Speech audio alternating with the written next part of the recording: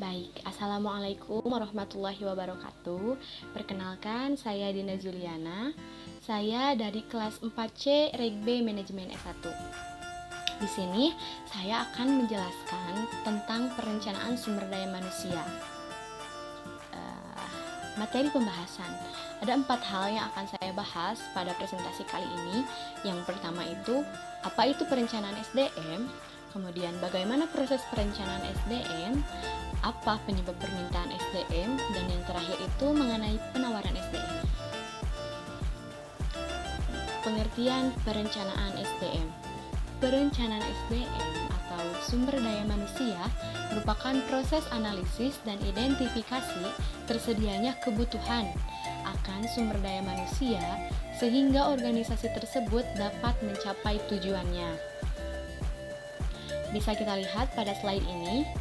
Hal yang pertama yang harus kita lakukan itu adalah proses analisis, menganalisis terlebih dahulu.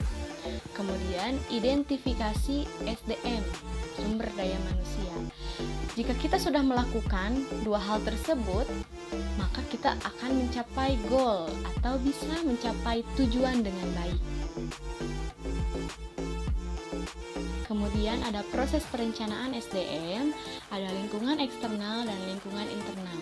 Kemudian ada perencanaan strategis. Di perencanaan strategis selanjutnya ada perencanaan sumber daya manusia. Nah, di perencanaan sumber daya manusia ada 3 hal yang harus kita lakukan. Yang pertama itu meramalkan kebutuhan sumber daya manusia, kemudian meramalkan ketersediaan sumber daya manusia. Kemudian sudah mendapat kedua hal itu, kita membandingkan kebutuhan dan ketersediaan. Ketika kita sudah membandingkan kedua tersebut, kita akan mendapat hasil, yaitu yang pertama permintaan dan penawaran, kemudian surplus karyawan dan kekurangan karyawan. Nah, jika ada permintaan dan penawaran itu selanjutnya tidak ada tindak lanjut. Tapi jika ada surplus karyawan atau kelebihan karyawan, itu bisa dilakukannya penarikan karyawan terbatas, pengurangan jam kerja atau pensiun dini, pemberhentian, dan perampingan. Kemudian jika kekurangan karyawan, kalian semua sudah tahu, kita semua sudah tahu, jika kita kekurangan karyawan, kita harus melakukan rekrutmen atau seleksi untuk menambah tenaga kerja atau untuk menambah karyawan lagi. Kemudian ada penyebab permintaan perencanaan sumber daya manusia.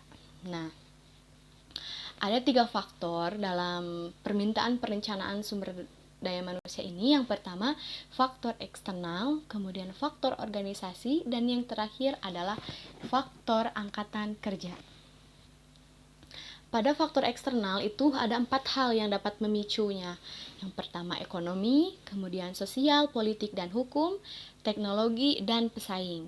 Sedangkan pada faktor organisasi, rencana strategis itu dapat menyebabkan permintaan perencanaan SDM. Kemudian ada anggaran, kemudian ada ramalan penjualan dan produksi, kemudian ada perusahaan baru, dan yang terakhir itu ada desain organisasi dan jabatan. Pada faktor angkatan kerja itu penyebabnya adalah pensiun yang pertama, kemudian pengunduran diri, pemberhentian, kematian, dan kemangkiran. Nah, untuk selanjutnya itu ada penyebab penawaran sumber daya manusia. Ada 2 hal kalau dalam penawaran. Yang pertama, estimasi penawaran internal, kemudian ada estimasi penawaran eksternal. Pada penawaran internal itu ada 3 hal yang dapat mempengaruhinya. Yang pertama, audit SDM, kemudian rencana suksesi, dan ketiga itu bagan penggantian. Kemudian estimasi penawaran eksternal itu ada 4 hal. Yang pertama itu kebutuhan eksternal, kemudian analisis pasar tenaga kerja, kemudian ada sikap masyarakat, dan yang terakhir itu ada demografi. Kesimpulan, Dapat kita simpulkan bahwa perencanaan sumber daya manusia sangat dipengaruhi oleh berbagai faktor, baik eksternal maupun internal. Manfaat dan tujuan perencanaan akan memberikan nilai-nilai positif untuk suatu organisasi atau suatu perusahaan tersebut. Perencanaan SDM sebagai suatu kegiatan merupakan proses bagaimana memenuhi kebutuhan tenaga kerja saat ini dan di masa yang akan datang. Bagi sebuah organisasi tersebut. Dalam memenuhi kebutuhan tenaga kerja saat ini, maka proses perencanaan sumber daya manusia berarti usaha untuk mengisi atau menutupi kekurangan tenaga kerja, baik secara kuantitas maupun secara kualitas. Dalam perencanaan juga terdapat prosedur, syarat-syarat perencanaan, serta kendala-kendala yang dihadapi dalam proses perencanaan. Mungkin sekian dari saya, mohon maaf bila ada kesalahan dalam penyampaian materi atau dalam kata-kata saya, mohon maaf. Wabillahi taufiq wal hidayah. Wassalamualaikum warahmatullahi wabarakatuh.